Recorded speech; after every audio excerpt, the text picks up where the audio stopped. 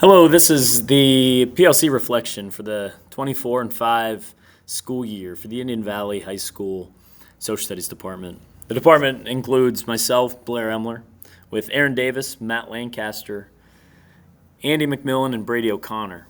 Now, this year during our PLC, one thing that we've noticed in the years past is when a student gets a reading passage in front of them, sometimes it shuts them down. And what I mean is they don't really read all the way through those reading assignments or reading source material to answer the questions they see. And so we've noticed this on the EOI test as well as our quarterlies as well as just our average unit tests. So that was our focus this year, to really make sure that we emphasize the importance of reading the entire passage. And so what we did was we created these pop quizzes. And we created pop quizzes that didn't require background knowledge. You can see here, these pop quizzes were essentially forms of reading comprehension quizzes. The focus revolved around having questions based on main idea, vocabulary, and basic comprehension. The quizzes were put in place to attempt to get students to read through the entire question when passages are present. So you can see here, as an example, this is what we created, and we actually used AI to help create some of this.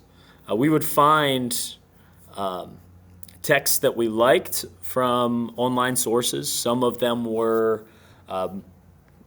primary source documents, some of them not. But you didn't need background knowledge to really be able to answer the questions that you see here. And so we wanted students to understand the importance of reading a passage all the way through. So with this example, you can see this was about the Navajo code talkers, and you can see we're asking for main theme of the text, evidence that supports ideas.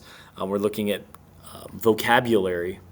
And when you think about vocabulary, that's another thing that we focused on down here. One of the things that we always do is before our EOI test, we give vocabulary tests. And we want students to understand the importance of understanding vocabulary so that they can build their wealth of knowledge.